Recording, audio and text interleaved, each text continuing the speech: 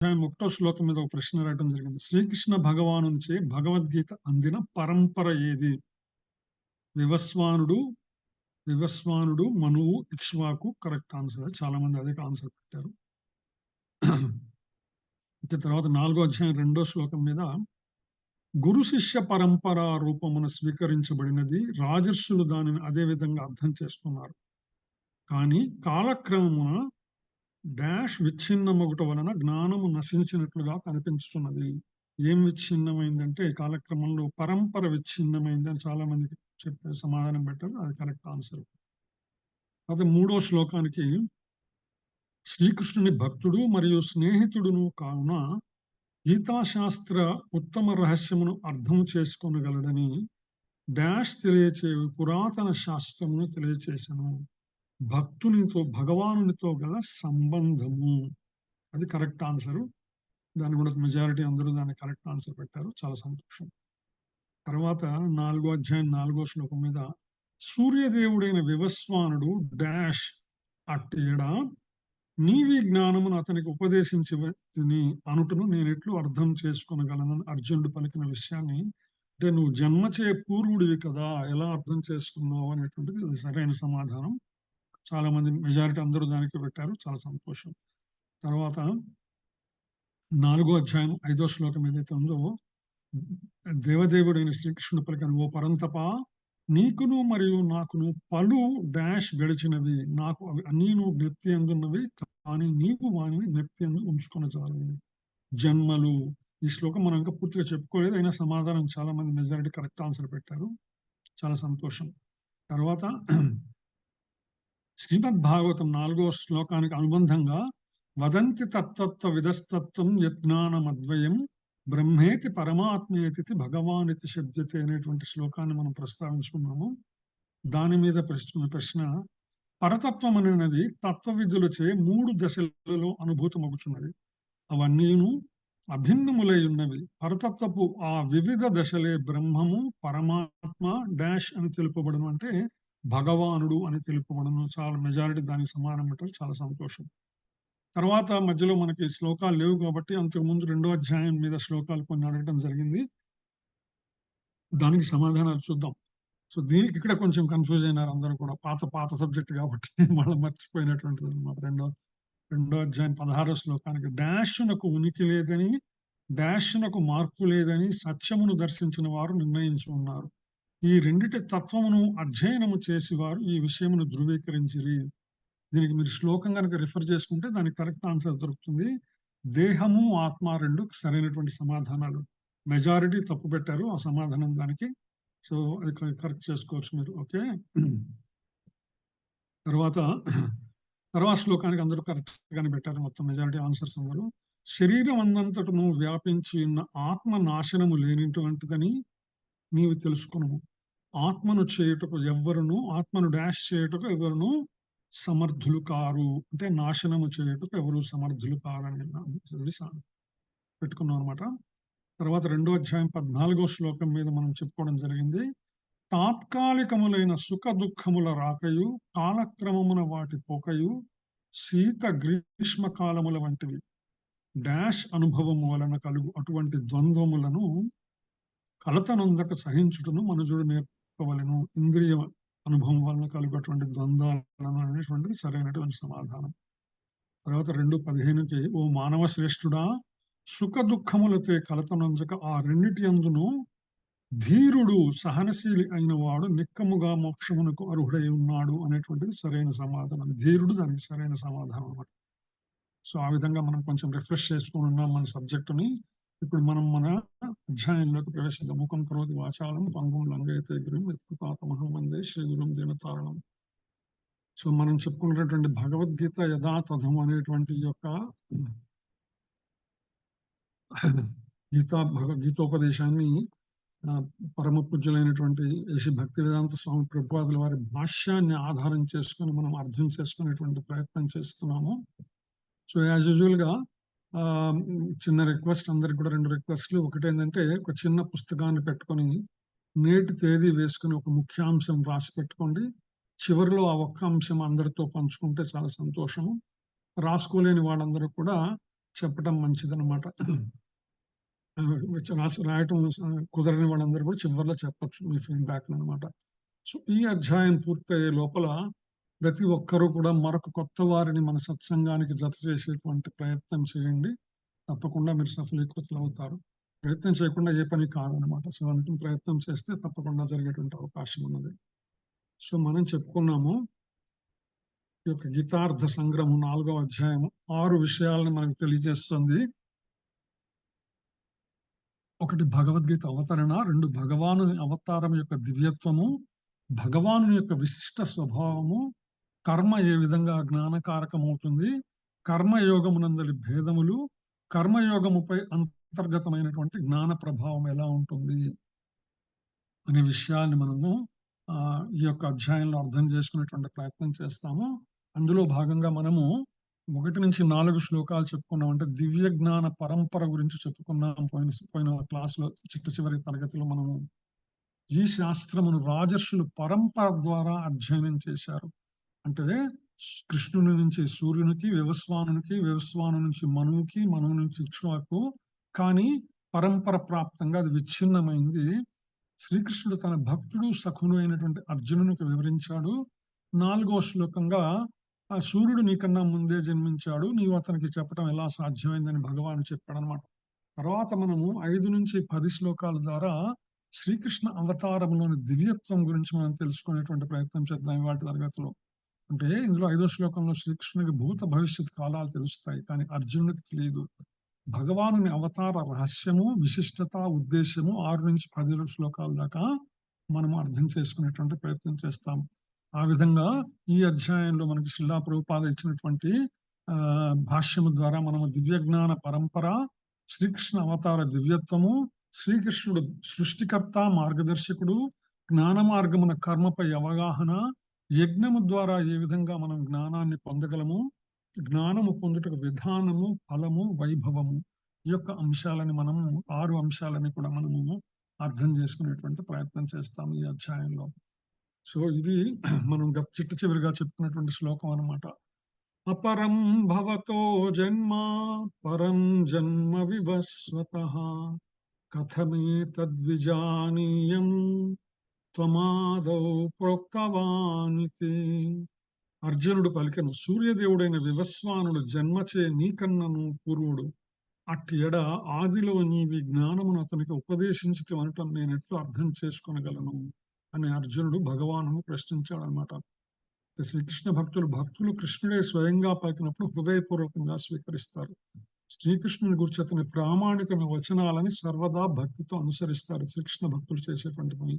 కానీ ఇక్కడ అర్జునుడు ఎందుకని ప్రశ్నిస్తున్నా అంటే, ఎవరైతే అభక్తులు ఉన్నారో, ఎవరైతే శ్రీకృష్ణుని భగవానుడిని నమ్మినప్పటికీ ఆయన సంపూర్ణ శరణాగతి చేయకుండా ఉన్నారో వారి కోసం అడిగినటువంటి ప్రశ్నగా మనకి శిలా ప్రభుపాదుల వారు తెలియజేస్తారన్నమాట. సో తర్వాత శ్లోకంలోకి వెళ్దాం, 4-5లోకి. శ్రీ భగవానువాచ బహూని మే వ్యతీతాని జన్మాని తవ చార్జున తాన్యహం వేద సర్వాణి నత్వం వేత్తా పరంతప. బహూతాని జన్మాని తవ చార్జున తాన్యహం వేద సర్వాణి నత్వం వేత్త పరంతప.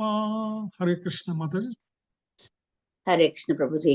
శ్రీ భగవానువాచ బహూని మే వ్యతీతాని జన్మాని తవ చార్జున తాన్యహం వేద సర్వాణి నత్వం వేత్త పరంతప. దేవదేవుడైన శ్రీకృష్ణుడు పలికెను, ఓ పరంతప, నీకును మరియు నాకును పలు జన్మలు గడిచినవి. నాకు అవి అన్నీను జ్ఞప్తి అన్నవి, కానీ నీవు అని జ్ఞప్తి అందించుకున్న జాలవు. హరే కృష్ణ ప్రభుజీ.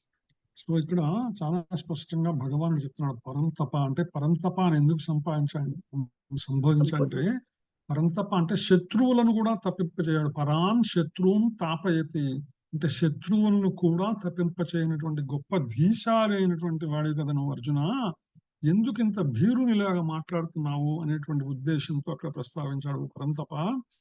ఇంకా మనం కానీ జాగ్రత్తగా గమనిస్తే భగవద్గీతలో ఆయా సందర్భాన్ని బట్టి సందర్భోచితంగా భగవానుడు అర్జునుడిని సంబోధిస్తాడనమాట. ఒకసారి పరంతప అంటాడు, ఒకసారి గుడాకేశ అంటాడు, ఒకసారి పృథుకుమార అంటాడు, ఒకసారి కౌంతేయ అంటాడు. అట్లా అన్నమాట. ఆ సందర్భాన్ని బట్టి మనకి భగవానుడు ఆయన ఆ విధంగా ప్రస్తావిస్తారు. ఆయనని ఈ విధంగా చైతన్యవంతం చేసేటువంటి ఉద్దేశంతో అన్నమాట. శిలా ప్రభుపాద భాషలో చెప్తున్నారు, నీకు నాకు పలు జన్మలు గడిచినాయి అంటున్నాడు భగవానుడు ఇక్కడ. నేను ఇప్పుడు కాదు, ఎన్నో జన్మలు నువ్వు వచ్చావు, నేను వచ్చాను. అయితే ఏంటంటే నీకు నాకు తేడా ఏంటంటే, నాకు అవన్నీ జ్ఞాపకం ఉంటాయి, నీకు ఉండవు, అంతే తేడా. ఎందుకని ఆయన్ని భగవానునికి జ్ఞాపకం ఉంటాయి, ఎందుకని అర్జునునికి జ్ఞాపకం ఉండవు అనే విషయం మీద శిలా ప్రభుపాద భాష్యంలో చాలా విస్తారంగా మనకు తెలియజేసేటువంటి ప్రయత్నం చేస్తారనమాట. ఎందుకంటే భగవానునికి అనేక అవతారాలు ఉన్నాయని బ్రహ్మ సంహిత చెప్పింది. అద్వైతమచ్యుతమనాది మనంత రూపం ఆజ్యం పురాణ పురుషం నవయౌవనం చ వేదేషు దుర్లభమదుర్లభమాత్మభర్తౌ గోవిందమాది పురుషం తమహం భజామి. రామాదిమూర్తిషు కళానియమేన తిష్టన్ నానావతారమకరోద్భువనేషు కింతు కృష్ణ స్వయం సమభవత్ పరమః పుమాన్యో గోవిందమాది పురుషం తమహం భజామి. బ్రహ్మసమితి చెప్తోంది, అద్వితీయుడును అచ్యుతుడును. అచ్యుత అంటే చ్యుతము లేనటువంటి వాడు, అంటే భౌతిక సంపర్కం, భౌతిక ప్రపంచంలోకి వచ్చినప్పటికీ కూడా తన దివ్యత్వాన్ని ఎవరైతే కోల్పోరో అతను భగవానుడు. కానీ మనందరం కూడా భౌతిక ప్రపంచంలోకి వస్తే మనం దివ్యత్వాన్ని కోల్పోతాం. అందుకని మనము జీవాత్మలుగా మిగిలిపోతాం అన్నమాట. అద్వితీయుడును అచ్యుతుడును అనాదీను అయినటువంటి దేవదేవుడు అయినటువంటి గోవిందుని నేను భజిస్తున్నాను, శ్రీకృష్ణుని భజిస్తున్నాను. ఎందుకంటే అతడు అనంత రూపములలోనికి ఆది పురుషునిగా, అనాదిగా మరియు నిత్య యవ్వనములో అనరారు అనిగా భాషిస్తున్నాను. భగవానుడు అన్ని అవతారములు ఎత్తినప్పటికీ, అనేక రూపములలో వచ్చినప్పటికీ, ఆయా అవతారములలో కూడా ఆయన నిత్య యవ్వనంలోనే తమ దివ్యత్వాన్ని ప్రదర్శిస్తాడనమాట. భగవానుని అట్టి సచ్చిదానంద విగ్రహ రూపములు వేదాంతవేత్తలకు సాధారణంగా దుర్లభులైనను, శుద్ధ భక్తులకు మాత్రము స్వయముగా ప్రకటించవచ్చును. అంటే కేవలము వేదములను అవపోషణ పట్టినంత మాత్రాన భగవద్ దర్శనం కాదు. భగవంతునికి ఎప్పుడైతే శరణాగతి చేసినటువంటి విశుద్ధ స్థితిలో ఉన్నటువంటి శుద్ధ భక్తులు ఎవరైతే ఉన్నారో వారికి వేదాంగములు తెలియకపోయినా కూడా భగవానుడు వారికి దర్శనమిస్తాడు. వారికి అక్షర జ్ఞానం లేకపోయినా కూడా భగవానుడు వారికి దర్శనమిస్తాడు అనమాట. అట్లాగా భగవానుడు రామ నృసింహాది పలు అవతారములను, ఇతరములైన అనేక అంశావతారాలను ధరిస్తూ ఉంటాడు. మరియు ఆది దేవుడైన శ్రీకృష్ణుడిగా తెలియబడుచు స్వయంగా అవతరించడి వాడు నాకు గోవిందుని నేను భజించుని బ్రహ్మ సంహిత మనకు తెలియజేస్తుంది. అనేక అంశాలుగా వచ్చినప్పటికీ కూడా, అంశావతారాలుగా వచ్చినా, అనేక అవతారాలుగా వచ్చినా కూడా వీటన్నిటికీ మూలమైనటువంటి ఆదిదేవుడు అయినటువంటి ఆ శ్రీకృష్ణుడిగా తెలియబడినటువంటి ఆ గోవిందుడు ఎవరైతే ఉన్నారో ఆయన్ని నేను భజిస్తున్నాను. ఇది శుద్ధ భక్తుని యొక్క మనోస్థితి అనమాట. సో అందుకని ఇక్కడ తాన్యహం వేద సర్వాణి అని చెప్పడం జరిగింది. దానికి శిలా ప్రభుపాద చెప్తున్న వేదములను అనుసరించి అద్వితీయుడైన భగవానుడు అసంఖ్యాక రూపాల్లో ప్రకటితమవుతాడు. వేదాలు తెలియజేస్తున్నాయి అనమాట. ఏమని అద్వితీయుడు అంటే ఆయనకి రెండో ద్వితీయము లేదనమాట. ఇంకా ఆయనే సాటి అనమాట. ఆయన ఒక్కడు మాత్రమే అద్వితీయుడు. ఆయన అసంఖ్యాక రూపాల్లో ప్రకటితమవుతుంటాడు. మనం చూస్తూనే ఉన్నాం.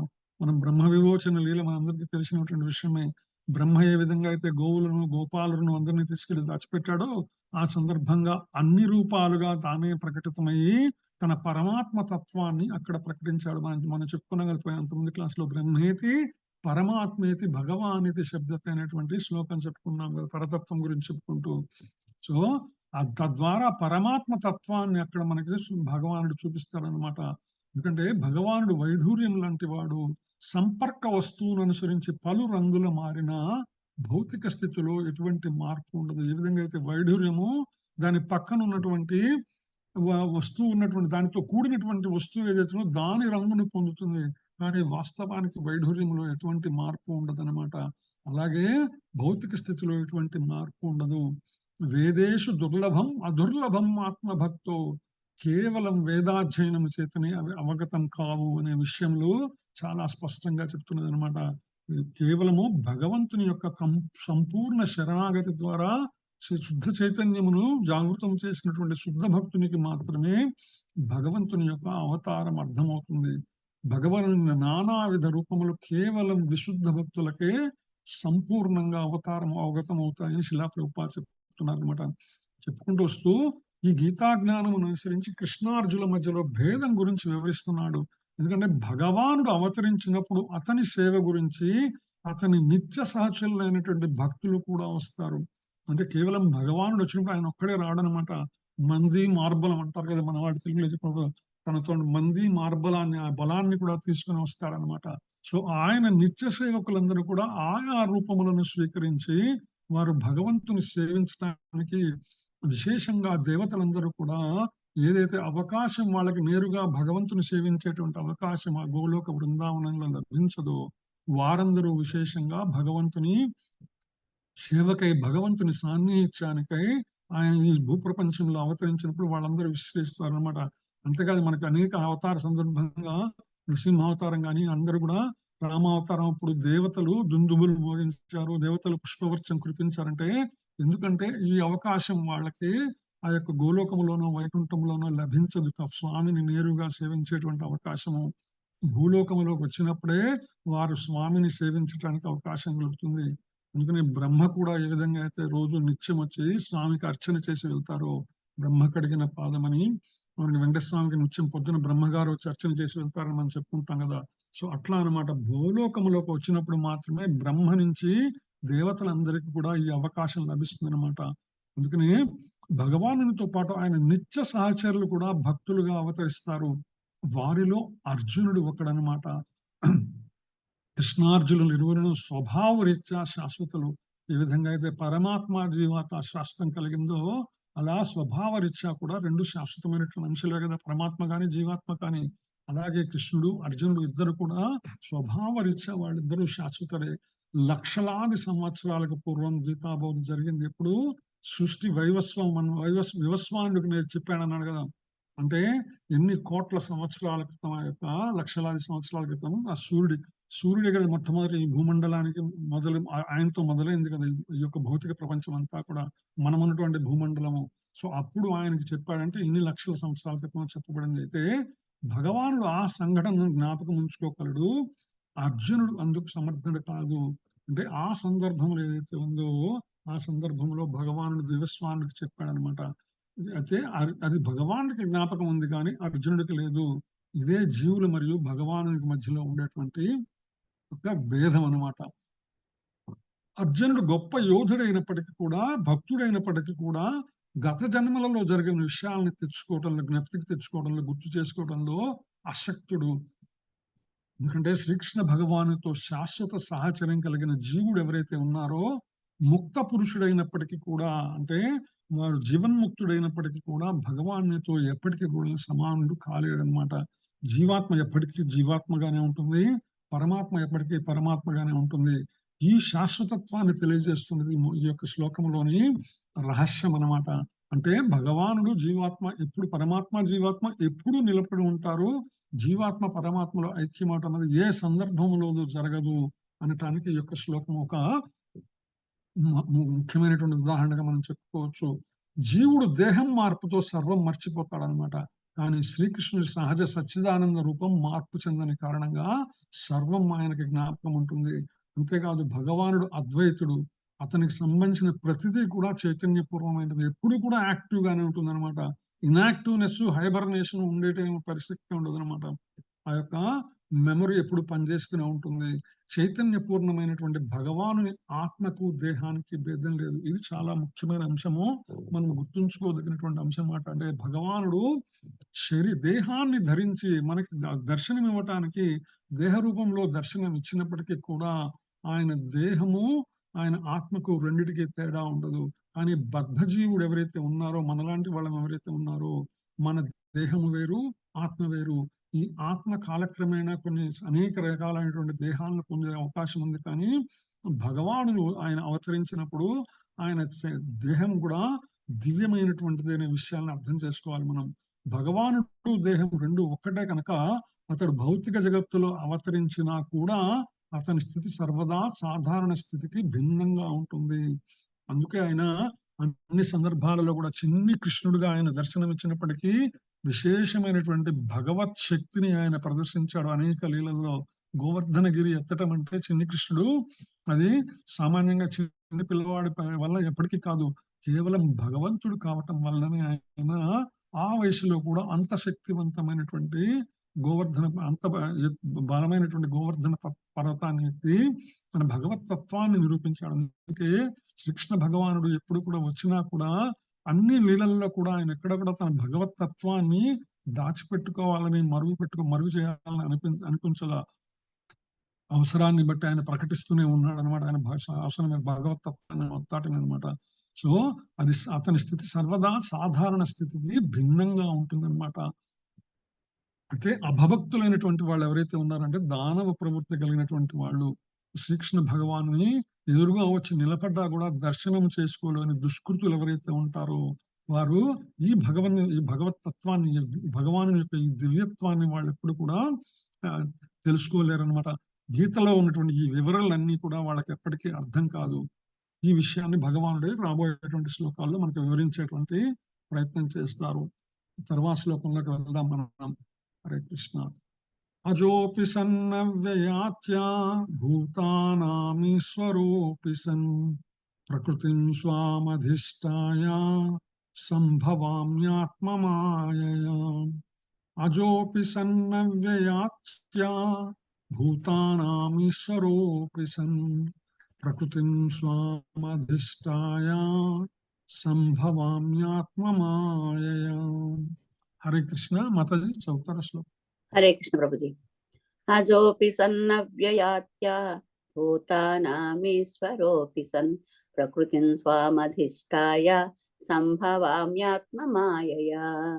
జన్మలేని వాడనైనను నా దివ్యదేహము ఎన్నడును నశింపనిదైనను సకల జీవులకు ప్రభువునైనను ఆది అయిన దివ్య రూపముతో నేను ప్రతి యుగం నందును అవతరించును. హరే కృష్ణ.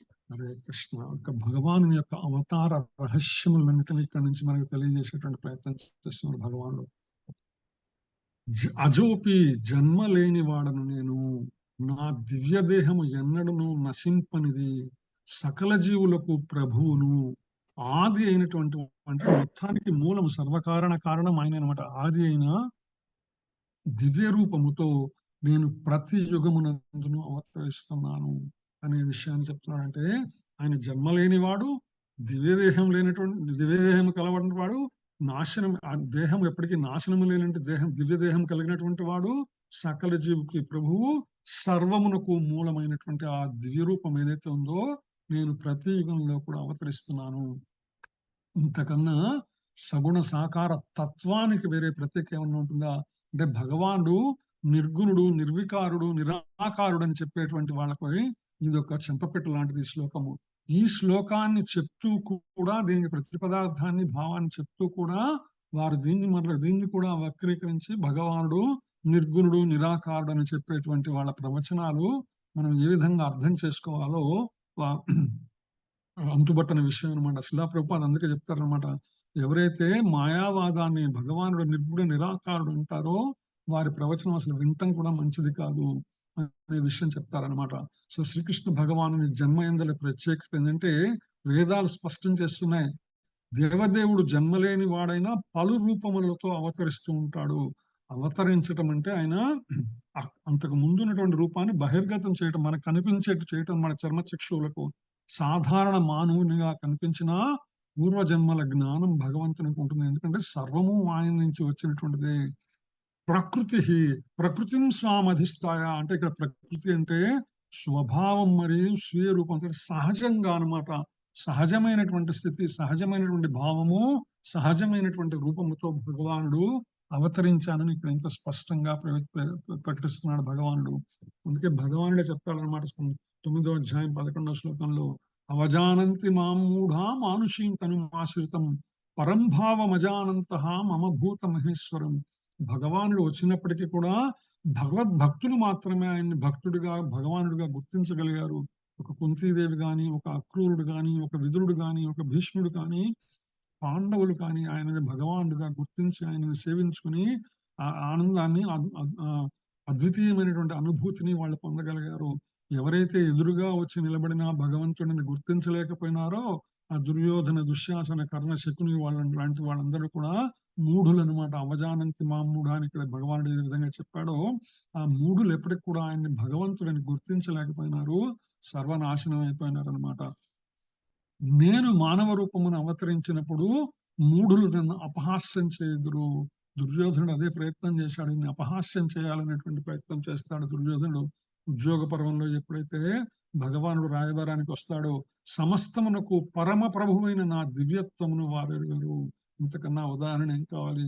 అంటే శకుని లాంటి వాళ్ళు కానీ, దుర్యోధనుడు లాంటి వాళ్ళు కానీ, దుశ్శాసనుడు లాంటి వాళ్ళు కానీ వాళ్ళందరూ కూడా శిశుపాలుడు గాని, దంతభక్తుడు గాని, జరాసంధుడు గాని, కంసుడు గాని ఆయనని భగవానుడిగా గుర్తించలేక, కంసుడు లాంటి వాళ్ళు భగవానుడు అని తెలిసి కూడా ఆయనని హింసించేటువంటి ప్రయత్నం చేసి నాశనం అయిపోయినారు అనమాట.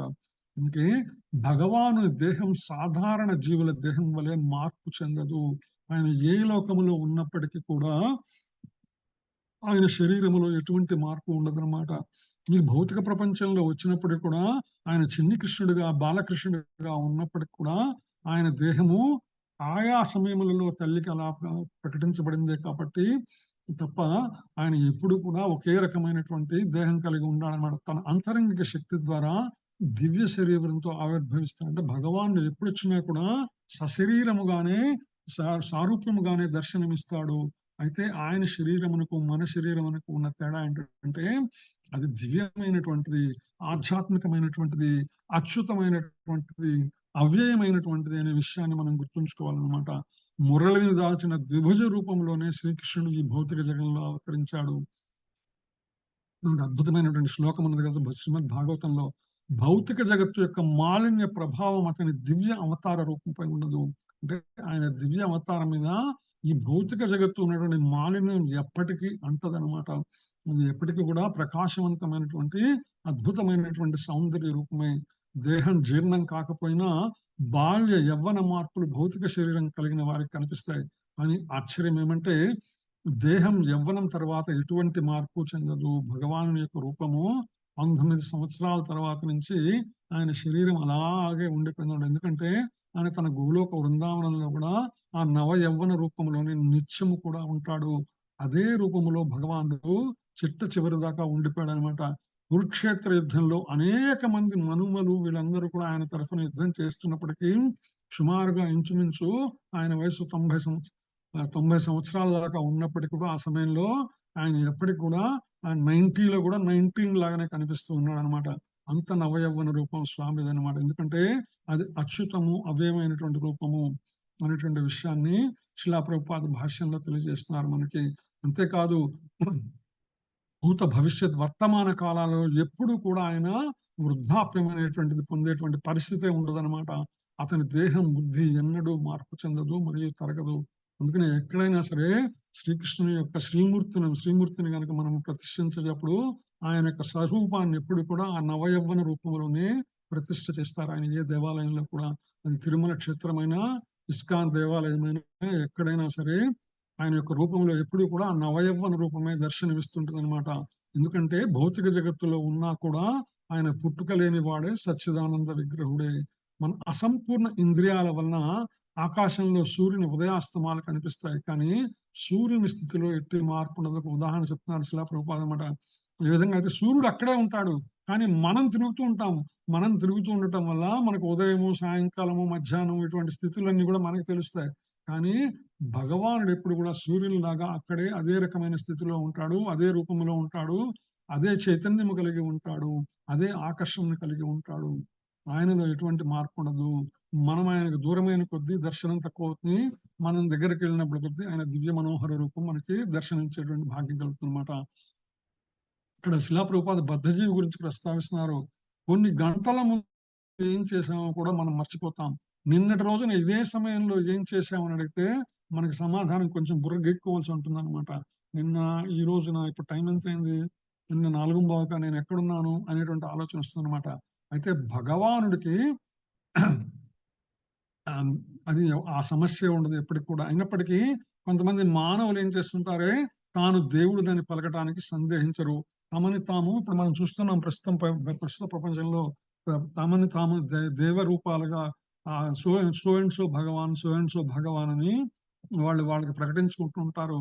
అంతేకాదు కొన్ని సామాజిక ప్రామాణికత లేని విషయాలని సామాజిక మాధ్యమాల ద్వారా, అంటే ఒక వ్యక్తిని ఎవరైతే తాను భగవానుడిగా ప్రకటించుకుంటాడో ఆయన పేరు మీద పుస్తకాలు రాయటము, ఆయన పేరు మీద ప్రచారాలు చేయటము, సినిమాలు చేయటము, దాని ప్రమోషన్లు చేయటము, తద్వారా ఒక కొత్త దేవుణ్ణి మళ్ళా యాడ్ చేయటము జరుగుతుంటుంది అనమాట. అట్లాగే తమని తాము వాళ్ళు ప్రకటించుకుంటారు కొంతమంది ఏం చేస్తారంటే ఒక సమూహం గ్రూప్ కలిసి ఒక కొత్త దేవతల్ని దేవుల్ని సృష్టిస్తారు అనమాట. భగవానుని ప్రచారం చేసినా మనం మోసపోకూడదు. అందుకే అన్నమాచార్యులు వారు అంటారు, మనుజుడై పుట్టి మనుజుని సేవించి అనుదినమును దుఃఖం అంతనేలా అంటారు. ఇక్కడ చాలా స్పష్టంగా భగవానుడు చెప్తున్నాడు. ఎందుకంటే ఆయన ఎప్పుడు వచ్చినా కూడా దివ్య శరీరంతోనే వస్తాడు అనే విషయాన్ని మన అవతార రూపంగా ఇక్కడ భగవానుడు చెప్తున్నాడు. కానీ మనం ఏం చేస్తున్నాం అంటే ఈ చర్మ చక్షువులు కలిగినటువంటి వ్యక్తులు చర్మముల ద్వారా జీర్ణమైనటువంటి శరీరము ద్వారా ఎవరైతే ఉన్నారో వారిని అందరినీ కూడా భగవత్ స్వరూపాలుగా సేవించి మనము దానిని దర్శించేటువంటి లోకాలను జనాలను ఇప్పుడు చూస్తున్నాం మనము. అది ఏదో మూర్ఘత్వం తప్ప. ఎందుకంటే ఉపజానంతి మా మూఢ అని భగవాన్ చెప్తుంటే భగవానునికి ఇతరులకి మధ్యలో ఉండే తేడాలను కూడా తెలుసుకోలేని మూర్ఖులు కూడా ఉంటారన్నమాట. భౌతిక జగత్తులో జీవుడు స్థిరమైన దేహం పొందలేడు. ఎవరైతే స్థిరమైన దేహం లేనటువంటి వాడు ఉన్నారో వారందరూ కూడా జీవాత్మలే. వారు ఎప్పటికీ కూడా భగవంతుని యొక్క తత్వములు కాదు. బద్ధజీవులు ప్రతి జన్మలో ఒక దేహం పొందుతారు. వాళ్ళు తమ యొక్క కర్మ ఫలాన్ని అనుసరించి 4 రకాలైనటువంటి జన్మలు పొందేటువంటి అవకాశం ఉంది. వాళ్ళు సుర, నరాచర, స్థావరాలుగా అనమాట. సుర అంటే దేవతలుగా అనమాట. పుణ్యకర్మలు చేసి బ్రహ్మలోకం నుంచి ఇతర దేవతలుగా కూడా జన్మించేటువంటి అవకాశం ఉంది వారి యొక్క కర్మఫలమును అనుసరించి. లేదా కర్మఫలమును అనుసరించి మానవులుగా వచ్చే అవకాశం ఉంది. లేదా జంతుజాలములుగా వచ్చేటువంటి అవకాశం ఉంది. జంతువులు అంటే భూమి మీద నడిచేటువంటి, జాలములు అంటే నీళ్ళలో నడిచేటువంటివి, లేదా ఆకాశంలో ఎగిరే పక్షులు లాంటి వాళ్ళు అనమాట. లేదా మరింత దారుణంగా స్థావరాలుగా అంటే చెట్లుగా, లేకపోతే పుట్టలుగా, గుట్టలుగా పుట్టేటువంటి అవకాశం ఉందన్నమాట. సో ఆ విధంగా ఒక్కొక్కళ్ళు ఒక దేహం పొందేటువంటి అవకాశం ఉంది. అందుకే భగవానుడు ఎవరైతే నేను జన్మలేని వాడను, దివ్య దేహం నశింపనిది, సకల జీవులకు ప్రభువైన ఆదిదేవుని దివ్య రూపంతో నేను ప్రతి యుగంలో అవతరిస్తున్నానంటానికి మనకి శ్రీమద్ భాగవతం 10వ స్కందం 3వ అధ్యాయంలోని 9-10 శ్లోకాలు సుస్పష్టంగా తెలియజేస్తున్నాయని. తమ అద్భుతం బాలకం అంబుజేక్షణం చతుర్భుజం శంఖ గదార్జునాయుధం శ్రీవత్సలక్ష్మం గలశోభి కౌస్తుమం పీతాంబరం సాంద్ర పయోధ సౌభగం మహార్య వైఢూర్య కిరీట కుండల తిషా పరిశ్వక్త సహస్రకుంతలం ఉద్ధామ కాంచంగద కంకణాదిభి విరోచమానం వసుదేవ ఐక్షత. ఆ వసుదేవుడు దర్శనమిచ్చాడనమాట. తమ అద్భుతం బాలకం, అద్భుతమైనటువంటి రూపంలో ఆ పిల్లవాడు అనమాట. చతుర్భుజాలతో, శంఖ చక్రాలతో, కౌస్తుభముతో, పీతాంబరముతో, వైఢూర్యమైనటువంటి కిరీట కుండలాలతో, సహస్ర కుండలాలతో ఎంతో ఉత్తమమైనటువంటి, ఉన్నతమైనటువంటి, ప్రకాశవంతమైనటువంటి రూపంలో ఆవిర్భించాడు. ఇలా ఎవరన్నా పిల్లవాడు పుడతాడండి మామూలుగా భౌతిక ప్రపంచంలో ఎప్పటికీ కూడా సాధ్యం కాదనమాట. ఎందుకంటే సంపూర్ణమైనటువంటి అలంకారములతో సహా జన్మించేటువంటి సాధ్యం కాదు. ఇక్కడ ఏంటంటే జన్మ కాదది, భగవంతుని యొక్క అవతారం మాత్రమే. అందుకే ఆయన జన్మ లేదు, ఆయన దివ్యదేహం నశింపదు, సకల జీవులకు ప్రభువు. అందుకని ఆ విధంగా ఆయన దర్శనమిచ్చాడు. ఎప్పుడైతే ఆ అద్భుత రూపాన్ని చూశారో దేవకి వసుదేవుడు ఇద్దరు కూడా వారు ఆయన్ని దర్శనం చేసుకున్నారనమాట. అందుకే అన్నమాచార్యులు వారు అంటారు, సువ్వి సువ్వి సువ్వాలమ్మ నవ్వుచు దేవకి నందను కనిగి అంటారు అన్నమాచార్యులు వారు. అంటే నవ్వుతూ కన్నదట దేవకి తల్లి ఆ కృష్ణుడు అనమాట. అంటే ఆయన దర్శనం చేసినప్పుడు ఎప్పుడైతే ఆయన అవతారంగా ఆవిర్భవించాడో ఆయన చూడంగానే ఎక్కడ లేని ఆనందం కలిగింది ఆ తల్లికి, ఆయన వసుదేవుడికి కూడా. ఇది సామాన్యంగా భౌతిక జగత్తులో ఏ తల్లి కూడా నవ్వుతూ బిడ్డను కనేటువంటి పరిస్థితి ఉండదన్నమాట. ఖచ్చితంగా ఎంతో విపరీతమైనటువంటి కష్టంతోనే తల్లి ఎప్పుడు కూడా బిడ్డను కనేటువంటి పరిస్థితి ఉంటుంది అనమాట.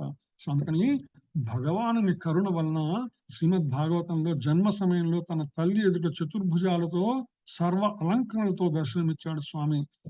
తన ఆది అయినటువంటి నిత్య రూపంతో అవతరించటం, ఆయన ఆ విధంగానే నవయవ్వన రూపంలోనే దర్శనమిచ్చాడు. ఎప్పుడైతే వసుదేవుడు దేవకి దేవి ప్రార్థించారో అప్పుడు ఆయన చిన్ని బాలుడిగా మారిపోయాడు అనమాట. జీవులపై అతని కల విశేష కరుణ మాత్రమే జీవులు వివిధ ఊహాజనిత రూపాలతో కాక భగవాన్ని యథార్థ రూపంతో ధ్యానించే అవకాశం కలుగుతుంది. ఎందుకు ఆ విధంగా ఆయన ప్రకటమయ్యాడంటే, ఎందుకంటే ఎవరికి వాళ్ళు దోచిన రీతిగా వాళ్ళ ఊహా రూపాలు చిత్రించుకుంటారేమోనని చెప్పి ఆయన రూపాన్ని కూడా అంత అద్భుతంగా ఆయన దర్శనమిచ్చాడనమాట. భౌతిక ప్రపంచంలో నిరాకారవాదులు మానసిక కల్పనా రూపం వల్లనే భగవాను నిజ రూపం అనేటువంటి అపోహంలో ఉంటారనమాట. ఈ నిరాకారవాదులు ఏమంటారు, భగవానికి రూపం లేదు, ఆయన నిర్గుణ నిరాకారుడు భగవంతుడు అని చెప్తుంటారు కదా. ఇది మరి ఈ శ్లోకం చెప్పిన విషయం ఏంటి? భగవద్గీతలో 4వ అధ్యాయం 6వ శ్లోకంలో చెప్పిన విషయం ఏంటి? భాగవతంలోని దశమ స్కందం 3వ అధ్యాయం 9-10 శ్లోకాలు చెప్పింది. అంత సగుణ సాకార రూపాన్ని ఆయన ప్రకటిస్తుంటే ఇంకా భగవానుడు నిర్గుణ నిరాకారం అనేటువంటి మాయావాదులు ప్రచారం చేయటంలో అర్థం లేదనమాట. అందుకే అటువంటి వారి నుంచి మనం కొంచెం దూరంగా ఉండటం మంచిదనమాట. భూమిపై ఉన్నప్పుడు అద్భుతమైన మానవాతీతమైన కర్మలను చేయటం ద్వారా సర్వజీవులకు ప్రభువును చేశారు కనుక అతడే ఒకే ఒక పరతత్వం అనే విషయాన్ని మనం ఎప్పుడు గుర్తుంచుకోవాలి. ఇది ఎవరైతే చెప్తుంటారో ఈ భగవద్గీతలో, భాగవతంలో ఈ శ్లోకాలు చెప్తూ కానీ వాళ్ళు మళ్ళా భగవానుడు నిర్గుణ నిరాకారుడు అని చెప్తుంటారు. అంటే ఎందుకనంటే వాళ్ళు భగవానుడికి శరణాగతి చేయట్లేదు అనమాట. అందుకనే మనకి శాస్త్రం చెప్తుంది, మనస్యేకం వచస్యేకం కర్మణ్యేకం మహాత్మనాం మనశ్శన్యత్ వచస్సన్యత్ కర్మణ్యత్ దురాత్మనాం అంటుంది. అంటే మహాత్ములు ఎవరైతే ఉన్నారో వాళ్ళ మనసులో ఒకటే ఉంటుంది, చెప్పేది ఒకటే ఉంటుంది, వాళ్ళు చేసేది ఒకటే ఉంటుంది అనమాట. అయితే దురాత్ములు ఎవరైతే ఉంటారో వారి మనసులో వారి యొక్క ఆరాధన, వారి యొక్క శరణాగతి చేసేటువంటి తత్వం వేరు, వాళ్ళు నోటితో చెప్పేటువంటి తత్వం వేరు, వాళ్ళు ఆచరించే విధానం లేదు. ఇటువంటి వాళ్ళని ఉత్తమ ప్రవచనకర్తలు అయి ఉండవచ్చు, కానీ వాళ్ళని మనం ఏమనాలి అనేటువంటిది ఈ శాస్త్రంలో ఈ శ్లోకాన్ని రిఫర్ చేసుకుంటే మనకు అర్థమవుతుంది అనమాట. భగవానుడు అవతరణ నిష్క్రమణ కూడా మనకి తర్వాత శ్లోకాల్లో వివరించబడింది అనమాట. సో ఈ యొక్క 4వ అధ్యాయం యొక్క 5-6 శ్లోకాలు కనుక మనం కొంచెం కంపేర్ చేసుకుంటే ఈ యొక్క శ్రీకృష్ణునికి బద్ధజీవికి మధ్య భేదాన్ని ఇక్కడ వివరించడం జరిగిందనమాట. శ్రీకృష్ణుడు దివ్యమైనటువంటి వాడు, భూత భవిష్యత్ వర్తమాన కాలముల జ్ఞాపకం ఉంటుంది. అయితే జీవాత్మ కూడా దివ్యమైనటువంటిదే, కానీ గత జన్మల మరపు ఉంటుంది అన్నమాట. ఆయన అచ్యుతుడు, ఎందుకంటే పతనం చెందని వాడు, ఎప్పుడు మరువైనటువంటి వాడు శ్రీకృష్ణ భగవానుడు. కానీ భగవానుడికి జీవాత్మకి అది మరుపు ఉంటుంది అనమాట. అవ్యయం అంటే అన్ని అవతారాల ఆవిర్భావం గుర్తుంటుంది, ఎందుకంటే దివ్య దేహంలో ఎప్పుడు మార్పు గాని పతనం గాని ఉండదు. కానీ బద్ధజీవి ఎవరైతే ఉన్నారో మరపు ఉంటుంది, ఎందుకంటే దేహం కూడా మార్పు చెందుతూ ఉంటుంది. భగవానుడు ఎప్పుడు కూడా తన సంకల్పం చేత అవతరిస్తాడు. బద్ధజీవి ఎప్పుడు కూడా కర్మబద్ధుడే జన్మిస్తాడు.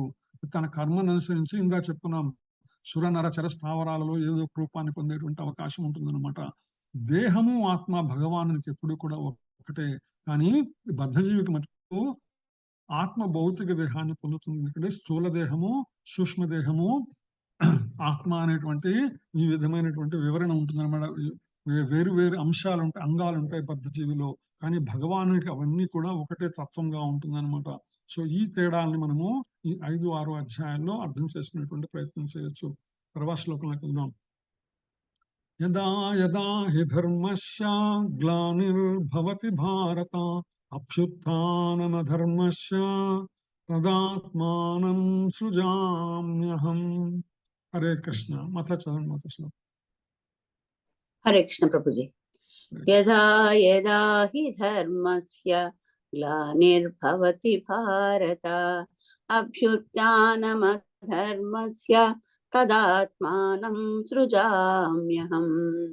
ఓ భరతవంశీయుడా, ఎప్పుడెప్పుడు మరియు ఎచ్చటెచ్చట ధర్మమునకు హాని కలుగునో మరియు అధర్మము వృద్ధి నొందునో ఆ సమయమున నేను అవతరింతును. హరే కృష్ణ ప్రభుజీ. హరే కృష్ణ. యదా యదా హి ధర్మస్య గ్లానిర్భవతి భారత అభ్యుత్థానమధర్మస్య తదాత్మానం సృజామ్యహం. సో భరతవంశీయుడా, ఎప్పుడెప్పుడు మరియు ఎచ్చటెచ్చట ధర్మమునకు హాని కలుగునో మరియు అధర్మము వృద్ధి చెందునో ఆ సమయంలో నేను అవతరిస్తాను. సృజామి అంటే అవతరించును, సృష్టింపబడు అనే భావనలో ఉపయోగించరాలని శిలా ప్రభుపాద చాలా స్పష్టం. సృజామి అంటే సృష్టించబడతానని చెప్పకూడదు, అవతరించాను అనేటువంటి అర్థం తీసుకోవాలి ఈ సందర్భంలో అని శిలా ప్రభుపాద తెలియజేస్తున్నట. అంటే సృజామి అంటే భగవానుడు తన స్వీయ రూపంతో అవతరిస్తాడని భావము. అంటే నన్ను నేను ప్రకటించుకుంటానని అర్థం తీసుకోవాలి ఇక్కడ మనము. గత శ్లోకం అనుసరించి భగవానునికి దేహానికి లేదా రూపానికి సృష్టి అనేది లేదనమాట. ఎందుకంటే అది నిత్య యవ్వన శాశ్వత రూపమైనటువంటి రూపం అనమాట. రూపాలన్నీ నిత్యంగా నిలిచి ఉండటమే అందుకు కారణం. ఈయన ఎప్పుడు అవతరిస్తాడంటే నియమానుసారం బ్రహ్మదేవుని ఒక రోజులోని 7వ మనము యొక్క 28వ మహాయుగంలో, అంటే ద్వాపర యుగ అంతంలో భగవానుడు అవతరిస్తాడు.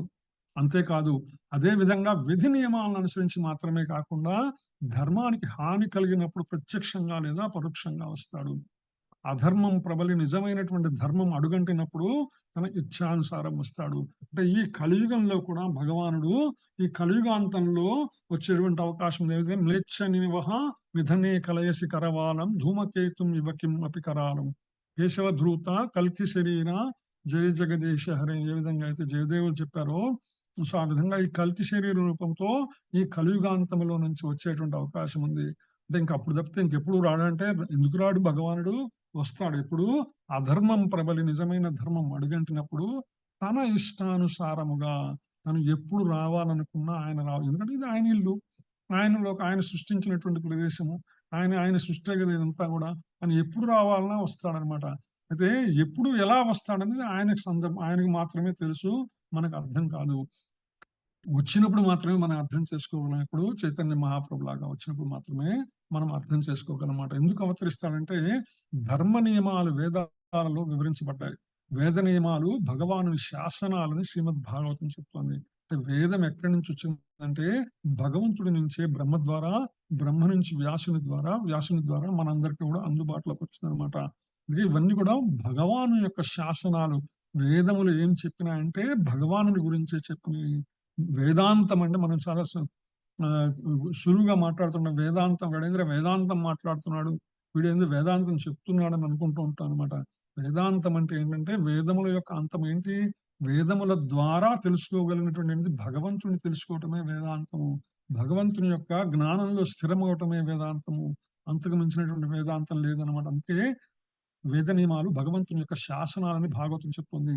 వేద నియమ ఆచరణకు భంగం కలిగినప్పుడు మనుషుడు అధర్మ వర్తనుడు అవుతాడు. ఎప్పుడైతే వేద నియమాలన్నిటిని కూడా పక్కన పెట్టేసి వేదములలో చెప్పిన దాని ప్రకారం జీవనం సాగించినప్పుడు మనుషుడు అధర్మ మార్గంలో ప్రయాణిస్తూ మొదలు పెడతాడు అనమాట.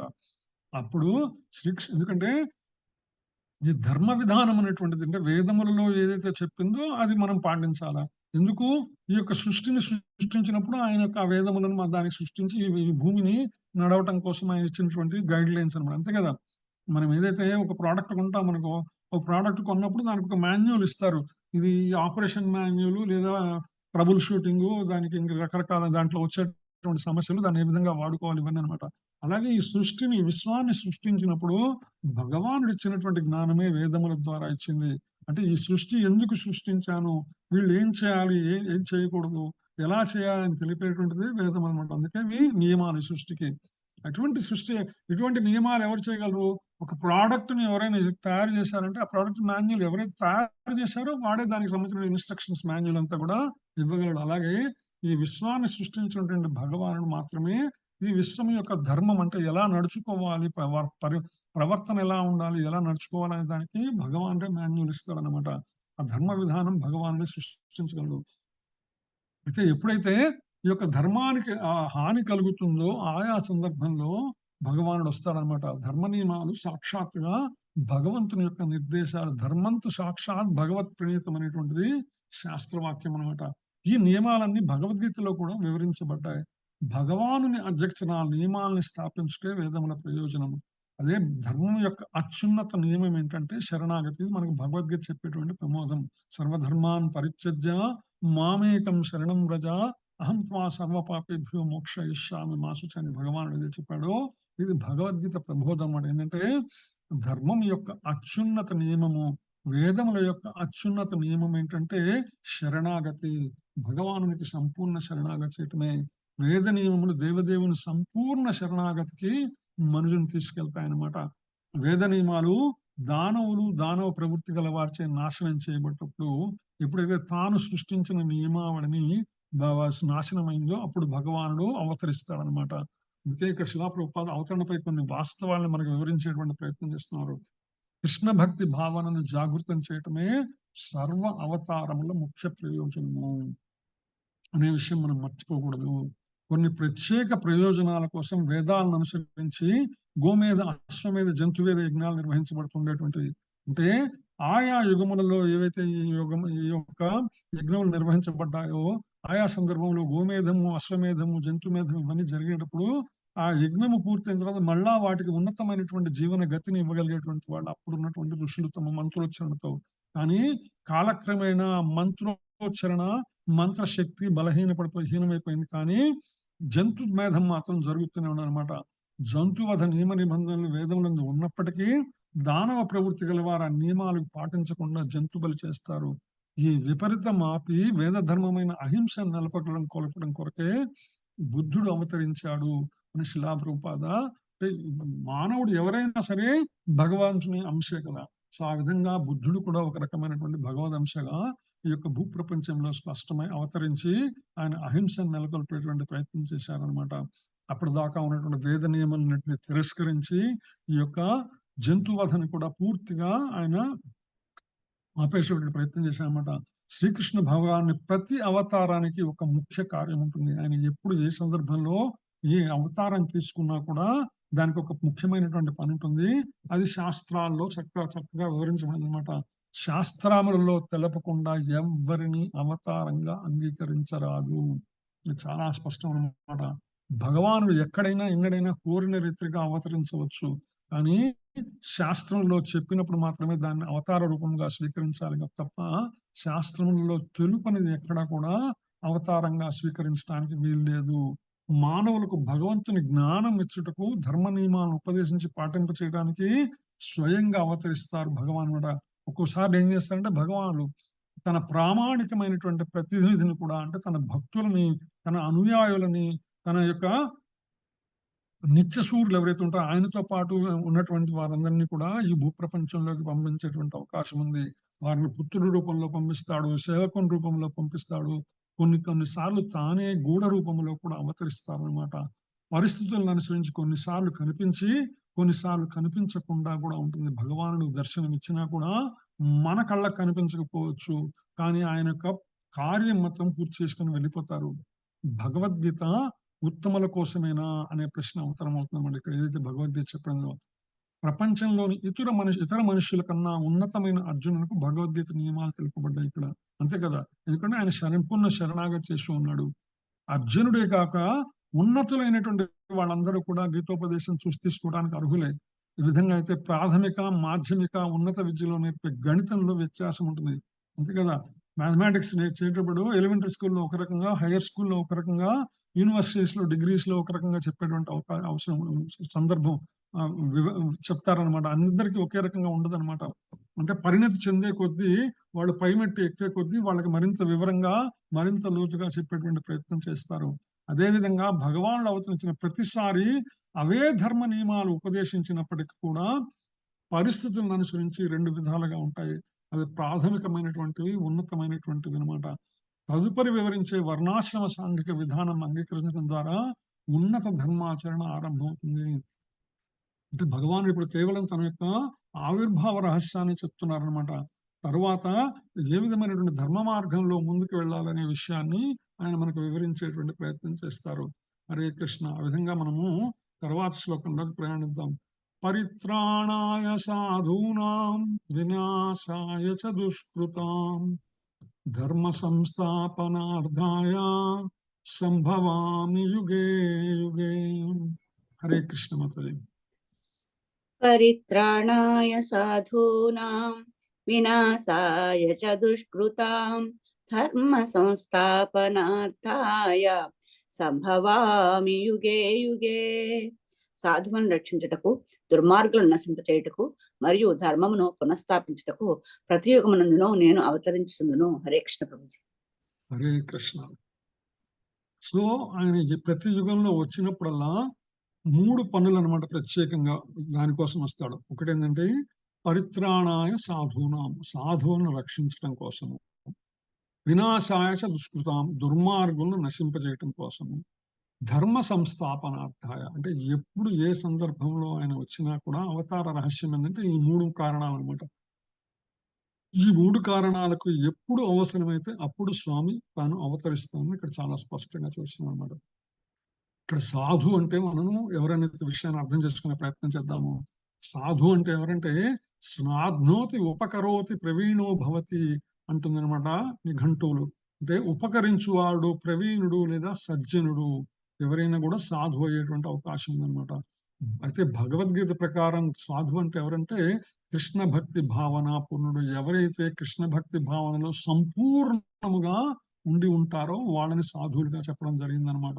అటువంటి వాళ్ళని రక్షించడం కోసం వస్తాడు. కృష్ణ భక్తి భావనలో లక్షణాలు సంపూర్ణంగా లౌకిక విద్య లేకపోయినా వారు ఆధ్యాత్మిక జ్ఞానవంతులు అవ్వచ్చు. భౌతికంగా వాళ్ళు ఏమి చదువుకొని పోకుండొచ్చు, కానీ భగవతత్వ జ్ఞానములో మటుకు సంపూర్ణులు. అంటే భగవానునికి సంపూర్ణ శరణాగతి చేసినటువంటి మహోన్నతులు సాధువులు అనమాట.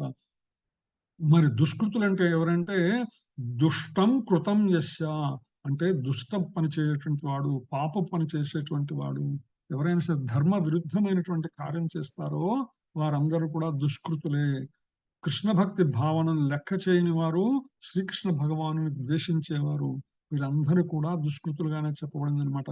వాళ్ళకి లౌకిక విద్య ఉన్నప్పటికీ కూడా మూఢులు, నరాధములు ఇందా చెప్పుకున్నాం అనమాట. వారు వారు ఇప్పుడు చాలా మంది ప్రవచనకర్తలను మనం చూస్తున్న ప్రవచనం చెప్తుంటారు. వారి ఆరాధన వేరు, వారి లక్ష్యం వేరు, వారి చెప్పేటువంటి మాట వేరు, చేసేటువంటి తీరు వేరు అన్నట్టు. వారు శ్రీకృష్ణ భగవానికి సంపూర్ణ శరణాగతి చేయరు, కానీ ఆ శ్రీకృష్ణ భగవాను గురించి చెప్పడానికి చాలా అందంగా అద్భుతంగా చెప్పేటువంటి ప్రయత్నం చేస్తూ ఉంటారు. కానీ శరణాగతి దగ్గరికి వచ్చేసరికి భగవంతునికి శరణాగతి చేయరు అనమాట. అందుకనే మనస్సన్యత్ వచస్సన్యత్ కర్మణ్యన్యత్ దురాత్మనామని వాళ్ళని కూడా మనము దుష్కృతులుగానే పరిగణించవలసి ఉంటుంది అనమాట.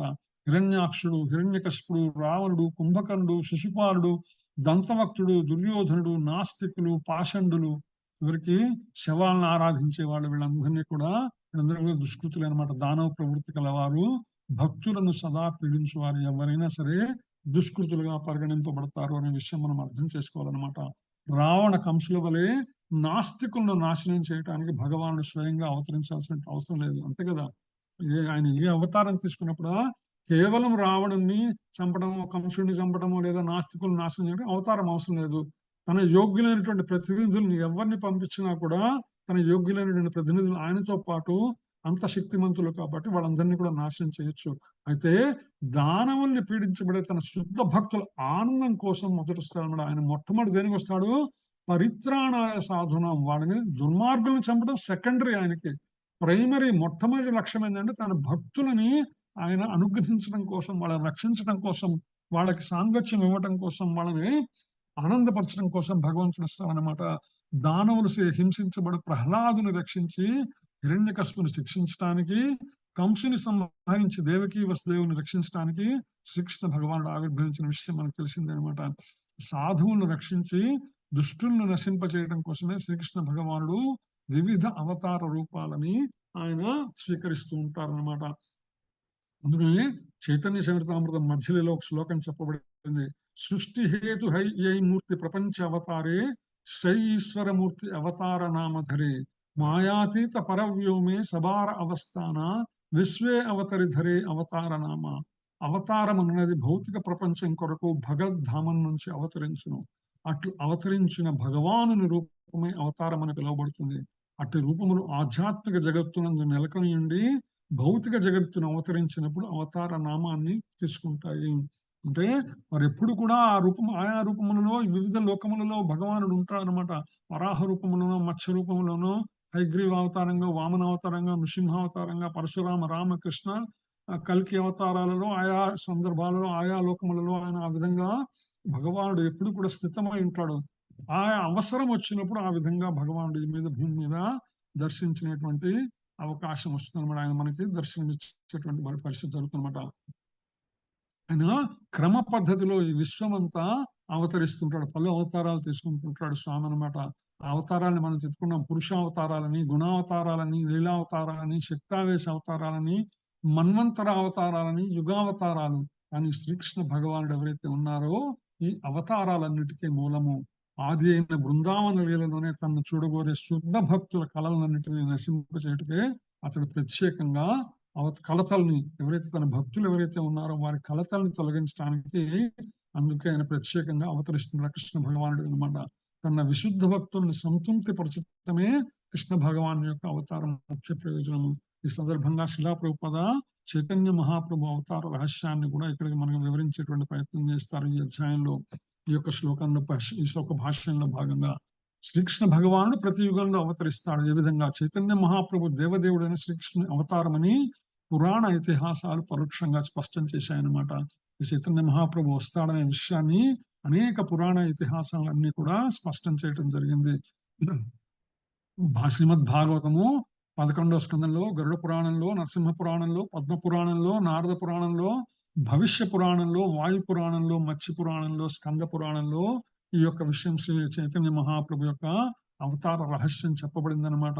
అంతేకాదు ఆయన సంకీర్తన ఉద్యమం ద్వారా, అంటే సామూహిక హరినామ సంకీర్తనం ద్వారా భారతదేశం అంతా కూడా కృష్ణ భక్తి రస భావనని విస్తరించారు. చైతన్య మహాప్రభు ఉన్న కొద్ది కాలంలో అయినా భారతదేశంలో ఉన్నటువంటి అన్ని ప్రాంతాలన్నీ కూడా పర్యటించి హరినామ సంకీర్తన ప్రపంచంలోని ప్రతి నగరంలో, గ్రామంలో ప్రచారం కాగలని ఆయన ముందుగానే చెప్పారనమాట. దానికి ప్రతిరూపంగానే ఈ రోజు మనం చూస్తున్నాము.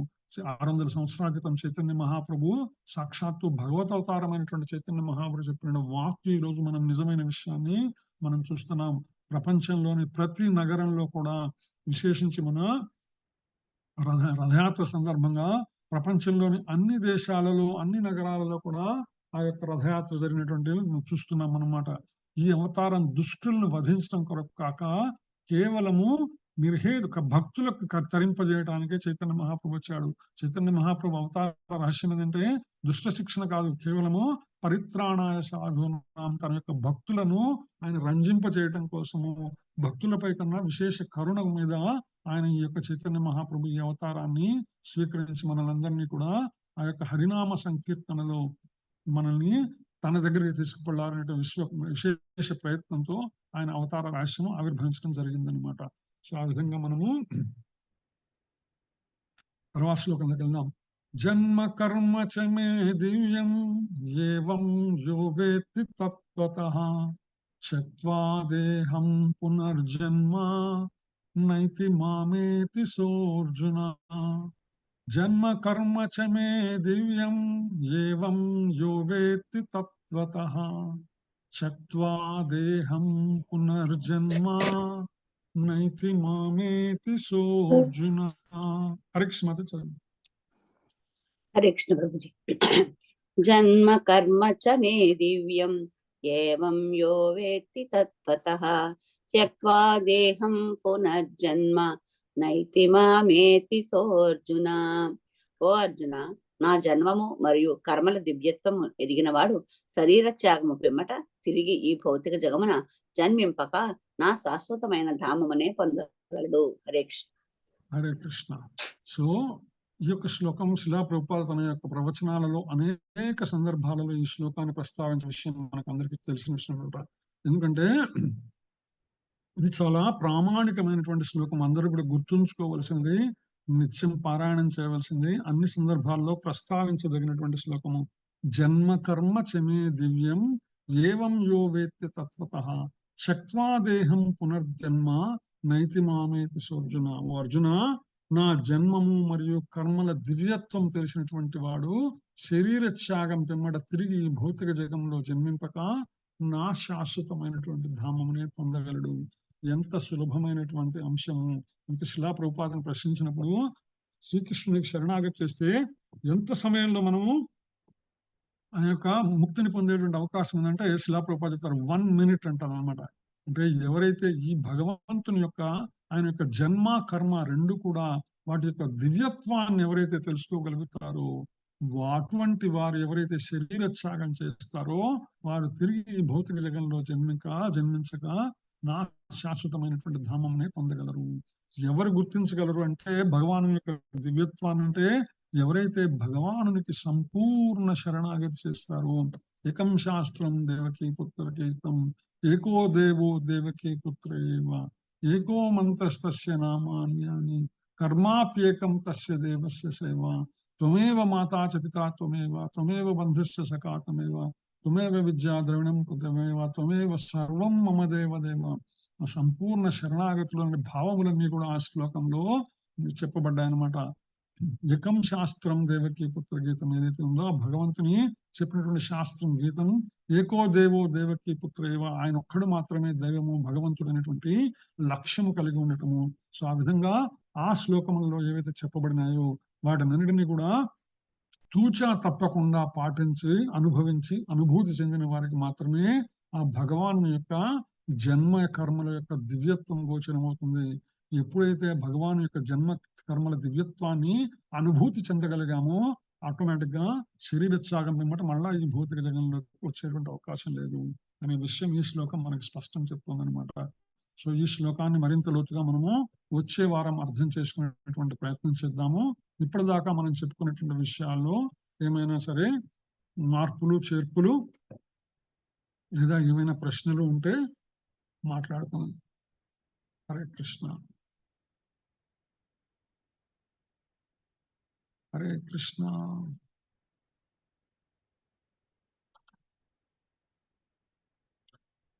హరే కృష్ణ ప్రభు. ధన్యవాదాలు ప్రభు. దండవత్ ప్రణామం ప్రభు. భక్తులందరికీ ఏమైనా సందేహాలు ఉంటే అడగచ్చు ప్రభు. లేదంటే ఒక 5 నిమిషాలు రాధారాణి గురించి చెప్తారా ప్రభు? రాధాష్టమి జరిగింది, రాధారాణి గురించి. ఓ రాధారాణి గురించి ఈ రోజు కూడా పొద్దున కూడా మంగళారతిలో కూడా జరిగింది రాధాష్టమి ఫెస్టివల్. ఓకే, 1 minute దాన్ని ఎవరైనా ఉన్నారా చెప్పండి, ఈ లోపల చెప్పొచ్చు అన్నమాట. అందుకోసం ఏమైనా ప్రశ్నలు ఉన్నాయా? నేను ఇప్పటిదాకా మీరు విన్న దాంట్లో ఏదైనా ముఖ్యాంశాలు మీకు నచ్చింది, మీరు గుర్తుంచుకోదగిన విషయాలు ఏమన్నా ఉంటే చెప్పగలరు.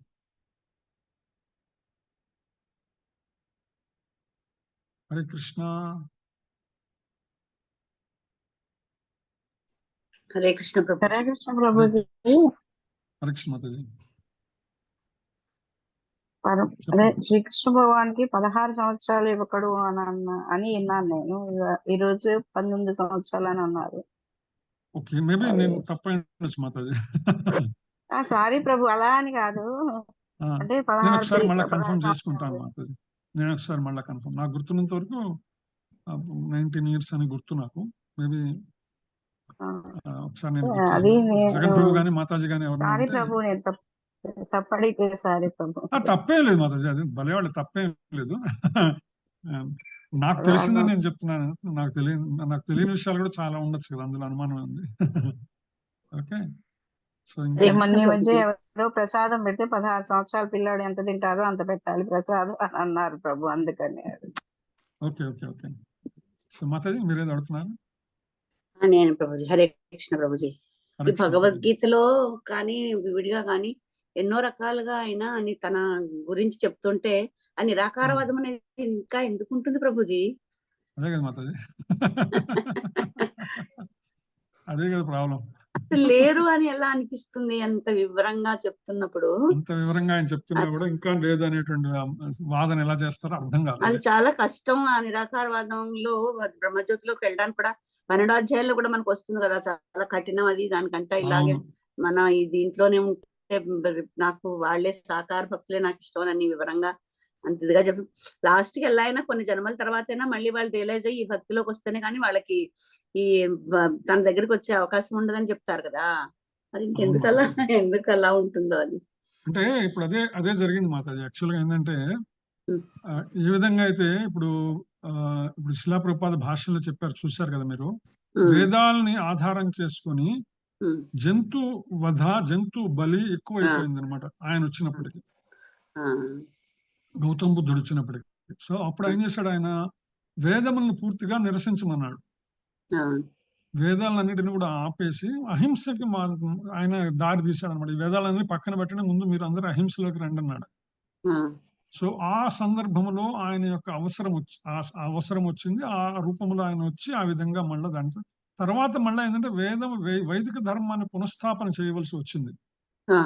వైదిక ధర్మాన్ని పునఃస్థాపన చేయవలసిన సందర్భంగా ధర్మాన్ని పునఃస్థాపన చేయడం కోసం ఆదిశంకరులు వచ్చి ఆయన వైదిక ధర్మాన్ని పునఃప్రతిష్ఠ చేశారు. చేసినప్పుడు ఆయన చెప్పినటువంటి కొన్ని వివరములు ఏవైతే ఉన్నాయో వాటిని ఆయన అద్వైతం అని చెప్పెళ్ళారనమాట. ఉమ్, సో ఏ అద్వైతం అని చెప్పిందో దాన్ని పట్టుకొని ఆగిపోయినటువంటి వాళ్ళు కొంతమంది ఉన్నారు. ఓకే. ఉమ్, సో వాళ్ళు అక్కడ నిలబడిపోయినారు అన్నమాట. ఇంకా దాని నుంచి బయటపడటానికి వాళ్ళకి ఇష్టం లేదు. ఓకే. సో అయితే ఏంటంటే తర్వాత వచ్చినటువంటి ఆచార్యులు ఎవరైతే ఉన్నారో దాన్ని మరింత మెరుగుపరిచి అర్థమయ్యే రీతిలో వాళ్ళు దానికి వివరణ ఇచ్చేటువంటి ప్రయత్నం చేశారు. అందుకే రామానుజాచార్యుల వారు వచ్చి తర్వాత విశిష్టాద్వైతాన్ని వివరించారు ఆయన. తర్వాత మధ్వాచార్యుల వారు వచ్చి తర్వాత దాన్ని ద్వైతం అన్నారు. కానీ చిట్ట చివరిగా మనకి చైతన్య మహాప్రభు 600 సంవత్సరాల క్రితం వచ్చినప్పుడు అచించ భేదం అన్నారు అనమాట. అంటే ఉమ్, భగవంతుని యొక్క రూపం, సగుణ సాకార రూపాన్ని వాళ్ళు నిర్వచించేటువంటి ప్రయత్నం చేశారు. ఇప్పుడు అంతేకాదు, ఇప్పుడు మనకి ఏదైనా మనం ఏంటంటే కోర్టులో ఏదైనా కేసు వేసామనుకోండి, కేసు వేసినప్పుడు అది ఎప్పుడో పురాతనమైనటువంటి ఒక చట్టం ఉంది, దాని ప్రకారం ఇట్లా చెప్పబడిందని వాదించే వాళ్ళు కొంతమంది ఉంటారు. తర్వాత దానిలో వచ్చే మార్పులు చేర్పుల్ని పరిగణలోకి తీసుకొని దాని ప్రకారం ముందుకు వెళ్ళేటువంటి వాళ్ళు ఉంటారు. ఉమ్, సో పాత చట్టాలు పనికి రాకుండా చెల్లుబాటు కావన్నమాట. సో శంకరాచార్యుల వారు ఆ సమయ సందర్భములలో ఆయన ఇచ్చినటువంటి అందరూ కరెక్ట్, ఎవరు తప్పు కాదు అందులో. అవును. సో ఆ సందర్భం, ఆ సమయానికి ఆయన ఇచ్చింది అబ్సల్యూట్లీ పర్ఫెక్ట్, అందులో నో డౌట్ ఇందులో అనమాట. ఆ దేశ సందర్భాన్ని కాలమాన పరిస్థితులు. పరిస్థితులను బట్టి కాలానుగుణంగా భగవంతుని అవతార రూపాలు వస్తూ ఉంటాయి. ఎందుకనే కదా ఆయన తర్వాత ఏం చేశారు, రామానుజులు అంటే ఆయన యొక్క నిత్య సహచరుడైనటువంటి ఆదిశేషుని అవతారంగా ఆయన వచ్చాడు. ఆ, ఆదిశేషుని రూపంగా వచ్చి రామానుజుల వారు ఆయన దానికి మరొక రూపాన్ని ఇవ్వడానికి ప్రయత్నం చేశారు అర్థమయ్యే రీతిలో. చిట్ట చివరికి భగవానుడే తానే స్వయంగా అవతార రూపంగా వచ్చి ఈ యొక్క సిద్ధాంతాన్ని ఆయన కరెక్ట్ చేసి అందరికీ అర్థమయ్యే రీతిలో ఆచించే భేదాభేద రూపంగా మనకి ఇచ్చేటువంటి ప్రయత్నం చేశారు అన్నమాట. భగవంతుని యొక్క విషయాలన్నింటినీ కూడా మనకి. సో అయితే ఏంటంటే కొంతమంది వచ్చేటువంటి మార్పుల్ని ఆమోదిస్తూ, ఇప్పుడు ఫర్ ఎగ్జాంపుల్ మనం మొబైల్ ఫోన్ ఉంది, మొబైల్ ఫోను ఇప్పుడు నా వయసు వాళ్ళకి, మా చిన్నతనంలో ఫోన్ అంటే మాకు ఇది కాదు, ఫోన్ అంటే ఇట్లా డయల్ చేసి కాల్ చేసేటువంటి ఫోన్. కాలక్రమేణా మార్పులు వచ్చింది.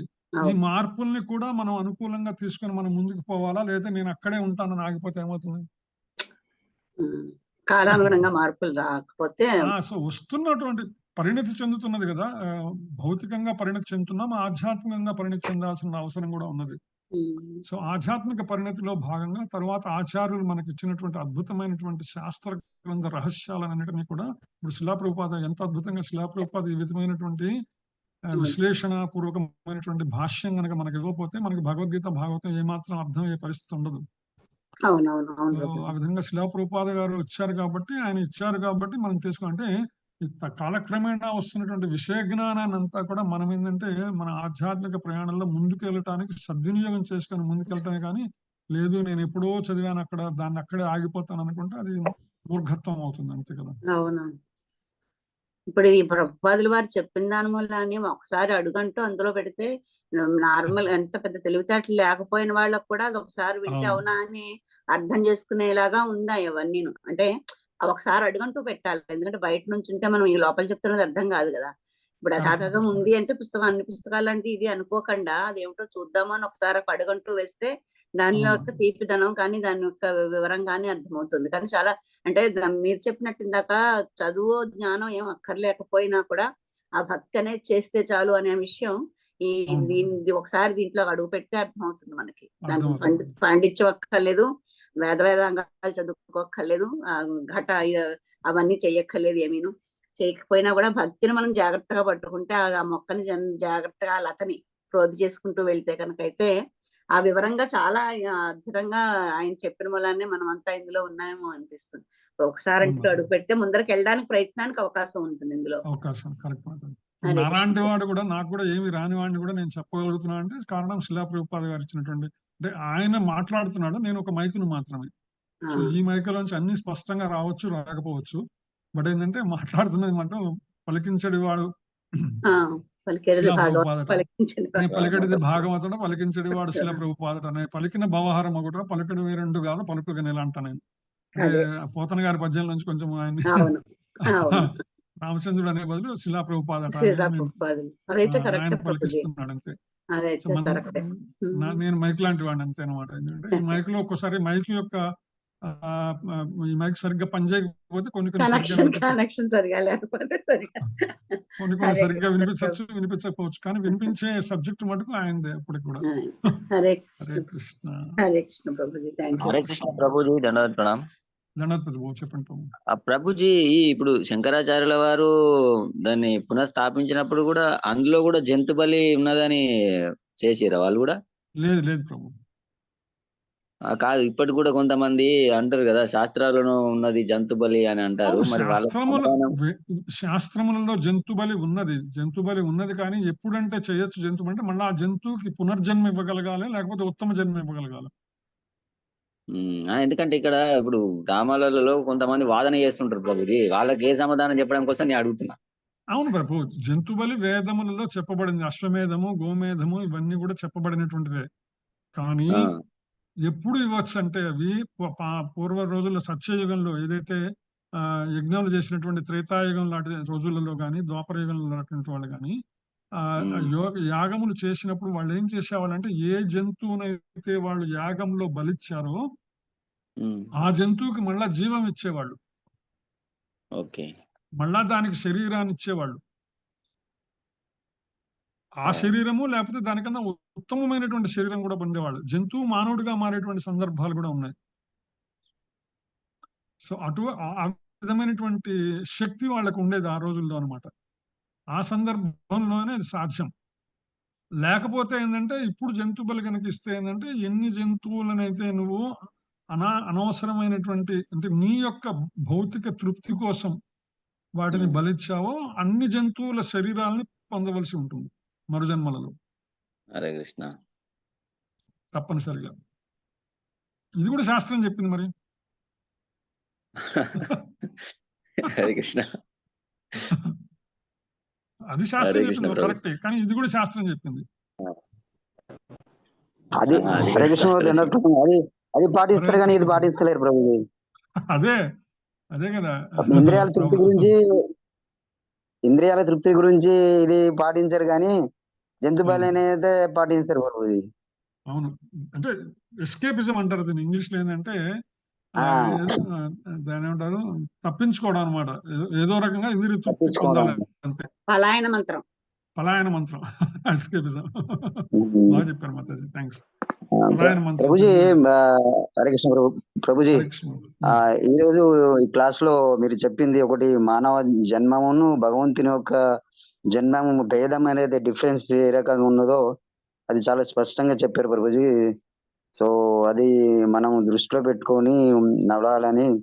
అంటే భగవంతుడు అతనికి జన్మ మరణం అనేది ఉండదు, కాకపోతే అతను మన మానవుని జన్మ కన్నా డిఫరెంట్ గా జన్మం ఇస్తాడు. అంటే అతని జన్మము వేరే రకంగా ఉంటది. మన అంటే సాధారణ మనిషి రక జన్మ కాదు అన్న వివరము మీరు చెప్పింది చాలా అద్భుతం ఉంది ప్రభుజీ. హరే కృష్ణ.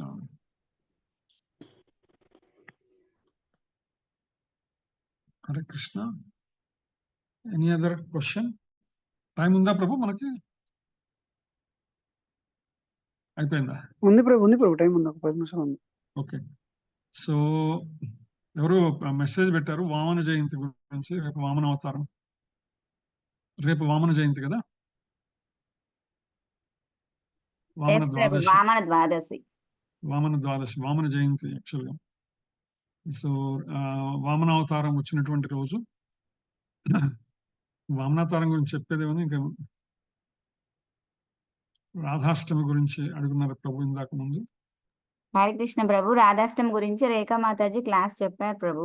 ఈయన లేడీస్ క్లాస్ తనకు తెలియదు కాబట్టి ఐడియా లేదు. మీరు చెప్పాలంటే 2 నిమిషాలు వామన జయంతి గురించి చెప్పండి ప్రభు. ఓకే ఓకే, కుదిరితే చెప్పండి, పర్వాలేదు. లేదా నెక్స్ట్ వీక్ అయినా షేర్ చేయండి కొన్ని పాయింట్స్. నెక్స్ట్ వీక్ చెప్పుకుందాం మనం. ఈ లోపల రాధాష్టమి తీసి ఉంచాను. తప్పకుండా. హరే కృష్ణ. ఓకే, సో కనిపిస్తుంది అనుకుంటాను మీకు. సో మనం నిత్యం ప్రార్థన చేసుకుంటుంటాం. తప్తకాంచన గౌరాంగి రాధే బృందావనేశ్వరి వృషభానుసుతే దేవి ప్రణమామి హరిప్రియ. మేలిమి బంగారు ఛాయగలిగిన దానివి, బృందావనమునకు రాణివి, వృషభాను రాజు కుమార్తెవు మరియు శ్రీకృష్ణుడికి మిక్కిలి ప్రియమైన రాధారాణి, నీకు నా ప్రణామములు అనే విషయాన్ని మనము శిలా రూప గోస్వామి రాసినటువంటి రాధాస్థితిలో భాగంగా మనం ఈ యొక్క శ్లోకాన్ని మనం నిత్యం పారాయణం చేస్తూ ఉంటాం అనమాట. సో రాధారాణి ఆవిర్భావం గురించి బ్రహ్మవైవర్త పురాణం ప్రకృతి ఖండంలో చాలా స్పష్టంగా చెప్పబడింది అనమాట. రాధారాణి అంటే ఎవరో కాదు, సాక్షాత్తు భగవానుడే అనే విషయాన్ని ఆ యొక్క బ్రహ్మవైవర్త పురాణంలోని 2-3 సందర్భాలలో చెప్పడం జరిగింది అనమాట. అంతకుముందు కూడా నేను షేర్ చేసుకున్నాను ఈ శ్లోకాన్ని. సో బ్రహ్మవైవర్త పురాణం ప్రకృతి ఖండం 2వ అధ్యాయంలో, బ్రహ్మవైవర్త పురాణంలో అనేక ఖండాలు ఉంటాయి, అందులో ప్రకృతి ఖండంలో అంటే 2వ ఖండం, అది 2వ అధ్యాయంలో స్వేచ్ఛామయ స్వేచ్ఛాయా చ ద్విధారూపే బభూవ స్త్రీరూపా వామభాగాంశ దక్షిణాంశ పుమాన్ స్మృత. స్వేచ్ఛామయుడైన ఆ భగవానుని 2 రూపములు ధరించను. భగవానుడే 2 రూపాలను పొందాడనమాట. ఆ యొక్క గోలోక బృందావనం నుండి భగవానుడే ఆయన వామ పార్శ్వము స్త్రీ రూపముగాను దక్షిణ భాగము పురుష రూపముగాను మారిపోయింది అనమాట. సో ఇది రాధాకృష్ణుల యొక్క ఆవిర్భావం బ్రహ్మవైవర్త పురాణంలో చెప్పబడింది.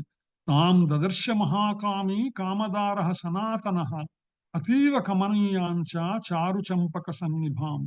సనాతనుడు జగన్మోహనుడు అయిన చారు చంపక కాంతితో ప్రకాశించు బహుకమనీయురాలైన దివ్య సుందరిని పరికించి చూచాను. ఆ భగవానుడు ఏం చేశాడు, ఎప్పుడైతే ఆయన యొక్క వామ భాగం ఏదైతే, ఎడమ భాగం ఏదైతే ఉన్నదో అది ఆ రాధారూపాన్ని పొందిందో, ఆ రాధారూపాన్ని చూసిన వెంటనే ఆయన పైనుంచి కింద దాకా ఆయన చాలా పరికించి చూశాడట స్వామి. అంటే తనని తానే చూసుకున్నాడు, తాను 2గా అయ్యాడు, తాను 2గా అయ్యి ఆయనే అందులో జగన్మోహనుడు, ఆయనను కూడా మోహింప చేసేటువంటి అద్భుత రూపం అనమాట రాధారాణి రూపం అనమాట. సో ఆ విధంగా స్వామి ఆమెను దర్శించడం జరిగిందనమాట.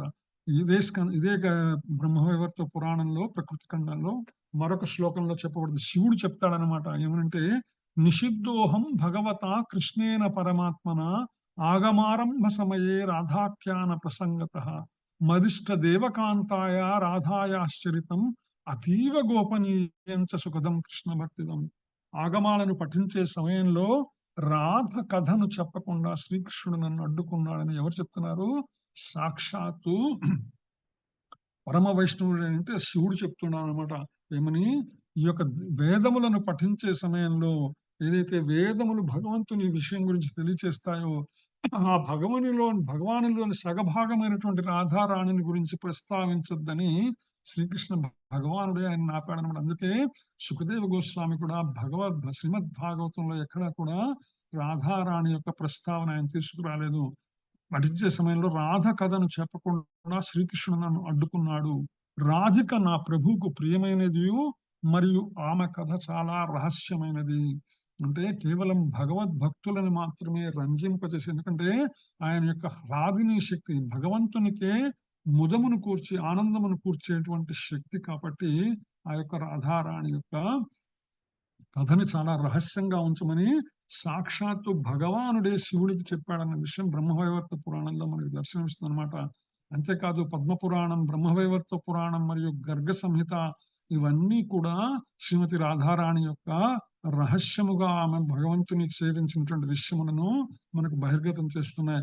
వృషభానుడు అతని భార్య కీర్తిదకు సంతానం లేదు, వారు ఆడబిడ్డ కావాలని ఆకాంక్షించారు. వాళ్ళ పిల్లల కలగానే మిగిలిపోయిందనమాట. ఒకరోజు వృషభాను మహారాజు స్నానానికి మధ్యాహ్న సమయంలో యమునా నది తీరానికి వెళ్తే అతను ప్రార్థన చేస్తున్న సమయంలో యమునా నది చల్లని నీటిపై ఒక బంగారు తామర పువ్వు వచ్చింది. యమునా నది చల్లని నీటి మీద తిరిగాడే అద్భుతమైనటువంటి బంగారు తామర పువ్వు, ఆ పుష్పం 1000 సూర్యులులా మిరుమిట్లు గలుపుతోంది. ఆ కమలం తన దగ్గరికి తేలుతూ వస్తే అతను వెంటనే పువ్వును పరిశీలించి చూశాడు. ఆ పువ్వు రేకుల లోపల చాలా అందమైన మరియు ప్రకాశవంతమైన శిశువు ఉన్నది. క్షణం పట్టకుండా ఆయన యొక్క రాధారాణిని ఆయన చేతుల్లోకి తీసుకున్నాడు అనమాట. ఆ సందర్భంగా బ్రహ్మ కూడా ఆయనకు దర్శనమిచ్చాడు. దర్శనమిచ్చి వృషభానుడి కీర్తి యొక్క పూర్వజన్మ వృత్తాంతం తెలియజేశారనమాట. వారు పూర్వజన్మలో సుచంద్రుడు, కళావతిగా ఉన్నారు. ఆ కళావతి ఎవరో కాదు, ఆమె దక్ష ప్రజాపతికి మనవరాలన్నమాట. వారిద్దరు కూడా ఎంతో కాలం ఆనందంగా అనుభవించారు, వైవాహిక జీవితాన్ని గడిపారు.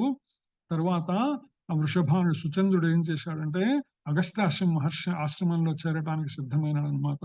ఆయన నిష్క్రమణకి ఆమె కళావతి చాలా విలపించింది. అయితే నేను ఆమెకు దర్శనమిచ్చి నీవు మళ్ళా పునర్జన్మ పొందుతావని తిరిగి మళ్ళా నిన్ను వివాహం చేసుకుంటుందని, తర్వాత విష్ణు భార్య అంటే లక్ష్మీదేవి మీ కుమార్తె అవుతుందని వరం ఇచ్చాడనమాట. ఆ విధంగా వృషభానుడు కీర్తి యొక్క పూర్వజన్మ వృత్తాంతాన్ని వివరించిన తర్వాత బ్రహ్మదేవుడు గోకులంపై రాధారాణి అవతారం గురించి చాలా శ్రద్ధ వహించమని వృషభానుడికి తెలియచేశాడనమాట. ఈ మహత్తర కార్యాన్ని విని ఆనందానికి లోనయ్యాడు వృషభానుడు. ఆ కూతుర్ని తీసుకుని ఆయన తన భార్య అయినటువంటి కీర్తి దగ్గరికి తీసుకొచ్చాడనమాట. అంతేకాదు తన యొక్క మిత్రుడైనటువంటి నందమహారాజుకి ఆయన వివరించి అందరినీ కూడా బంధుమిత్రులందరినీ కూడా ఆ అందాల రాశిని, అద్భుతమైనటువంటి బిడ్డని యొక్క వచ్చిన సందర్భంగా వాళ్ళందరినీ పిలిచాడనమాట. వాళ్ళందరూ కూడా వృషభానుడు మరియు భార్య నందమహారాజు స్వాగతం పలికారు. నందమహారాజు యశోద, వసుదేవుని రెండో భార్య రోహిణి, కృష్ణ బలరాములతో సహా అక్కడికి వచ్చాడు. కీర్తిద మొత్తం కథని వివరించింది. ఎంత అందమైన కూర్చున్నందుకు ఆమె ఎంతో ఆనందించింది. అయితే ఒకే ఒక్క బాధ ఒకే ఒక్క లోపం ఆమెను బాధపెడుతుంది. ఏంటంటే ఆ బిడ్డ అయితే వచ్చింది కానీ శరీరంలో చలనం ఉంది కానీ ఎటువంటి మాట మాట్లాడలేదు, కళ్ళు తెరవలేదు ఆమె ఎప్పటికీ కూడా అనమాట. ఆ ఒక్కటి ఆమెకు మనసులో బాధగా ఉన్నదనమాట. అయితే ఈ లోపల సంవత్సర బాలుడు అయినటువంటి శ్రీకృష్ణ భగవానుడు అక్కడికి వచ్చి ఆయన ఆనందంగా ఆ ప్రాంగణం అంతా తిరిగి తర్వాత నెమ్మదిగా రాధారాణిని పడుకోబెట్టిన ఉయ్యల దగ్గరికి వచ్చి ఆ ఉయ్యలలో చూశాడు ఆమెని. చూసి ఆమెని కృష్ణుడు ఊయల కాలును పక్కలకు పట్టుకొని లేచి నిలబడి మంచంలోకి చూశాడనమాట. తామర పువ్వు లాంటి కళ్ళు, రాధ యొక్క అందమైన రూపం, మిరుముట్లు కలిపే చంద్రుని వంటి ముఖం మీద పడ్డాయనమాట. చిన్ని రాధ కృష్ణుని ఎప్పుడైతే అతీంద్ర శరీరం యొక్క దివ్యమైన అన్యదేశ పరిమళాన్ని పసిగట్టిందో, ఎప్పుడైతే ఆ ఆధ్యాత్మికమైనటువంటి పరిమళాన్ని ఎప్పుడైతే పసిగట్టిందో ఆ కృష్ణుడు ఆ బిడ్డను తాకాలని తహతాలాగాడు. వెంటనే అప్పుడు రాధారాణి తన నోరు తెరిచిందనమాట. సూటిగా కృష్ణుని వైపు చూసింది. ఆ విధంగా రాధారాణి ఈ భూమి మీద మొట్టమొదటి చూసినటువంటి వ్యక్తి భగవానుడే. వాళ్ళిద్దరు కనులతో సంభాషించుకున్నారు. మొట్టమొదటిసారి రాధారాణి పసిపిల్లలాగా ఏడటం మొదలు పెట్టిందనమాట. ఎప్పుడైతే ఈ లీలను చూశారో వృషభానుడు, కీర్తియ, అతిథులందరూ కూడా ఎంతో ఆనందంగా ఉప్పొంగిపోయారు. ఇతర శిశువుల మాదిరిగానే శిశువు కూడా క్షేమంగా ఉందని వారు అనుకున్నారు, ఆనందించారు అనమాట. సో ఆ విధంగా మనము రాధారాణి గురించి క్లుప్తంగా తెలుసుకునేటువంటి ప్రయత్నం చేశాం. Hare Krishna. Time is enough for us. Hare Krishna ప్రభు, చాలా చాలా సంతోషం ప్రభు. Thank you so much. Hare Krishna. మన యొక్క తదుపరి కార్యక్రమం ప్రేయర్స్ రిక్వెస్ట్. ఎవరికైనా ఏదైనా ప్రేయర్ రిక్వెస్ట్ ఉంటే చెప్పండి, మనం చేసుకుని ప్రేయర్స్ నరసింహారాజ్ ప్రధానం మొదలు పెట్టుకుందాం. ముందుగా పరమ పూజ్యులైన జయప్రతాస మహారాజ్ గారి యొక్క ఆరోగ్యం గురించి, ప్లస్ పూర్ణిమ బండాకర్ అని చెప్పి అందరి యొక్క వైష్ణవ ప్రేయర్ వల్ల ఆవిడ ఐసీయూ నుంచి నార్మల్ వార్డ్కి షిఫ్ట్ చేశారు. సో స్పీడ్ రికవరీ కోసం ఒక్కసారి మళ్ళీ మనం ప్రేయర్ చేసుకుందాం. మా ఎండి యొక్క మదర్ ప్రభు.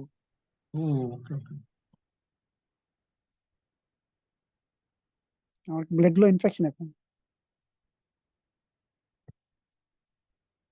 ఓకే, ఇంకెవరికైనా ఏమన్నా ఉంటే కన్నా, లేదంటే అందరి యొక్క ఆధ్యాత్మికంగా భౌతికంగా ఉన్న సమస్యలన్నీ తీరి ఆధ్యాత్మికంగా మనస్ఫూర్తిగా ఆధ్యాత్మికంగా ముందుకెళ్ళాలని మనస్ఫూర్తి కోరుకుంటూ మనం నరసింహార్తి మొదలు పెట్టుకుందాం.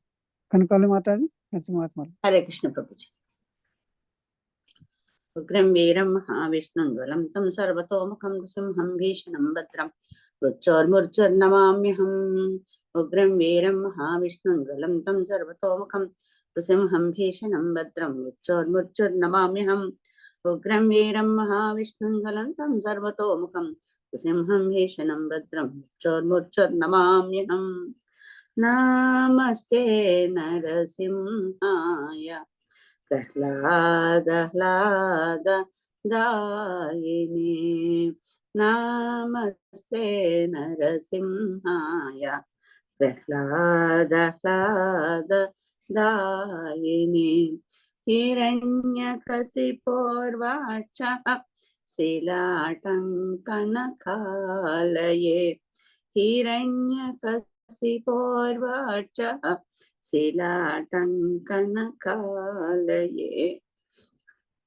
ఈతో నృసింహ పరతో నృసింహ ఏతో ఏతో యమి తతో నృసింహ బహే నృసింహో హృదయే నృసింహో నృసింహమాదిం శరణం ప్రపద్యే తవ కర కమలవరే నఖమద్భుత శృంగం దళిత హిరణ్యకశిపూ తనుభృంగం కేశవద్రుత నరహరి రూపా కేశవద్రుత నరహరి రూపా జయ జగదీశ హరే జయ జగదీశ హరే జయ జగదీశ హరే జయ జగదీశ హరే జయ నరసింహదేవ్ జయ నరసింహదేవ్ జయ నరసింహదేవ్ జయ నరసింహదేవ్ జయ ప్రహ్లాద్ మహారాజ్ ప్రహ్లాద్ మహారాజ్ प्रहलाद महाराज जय प्रहलाद महाराज जय गुरुदेव गुरुदेव गुरुदेव जय जय गुरुदेव जय प्रभुपाद प्रभुपाद प्रभुपाद जय जय प्रभुपाद हरे कृष्णा कृष्णा कृष्णा हरे हरे हरे राम राम राम हरे हरे हरे कृष्णा कृष्णा कृष्णा हरे हरे हरे राम राम राम हरे हरे हरि बोल निताय गौर प्रेमानंदे हरि बोल।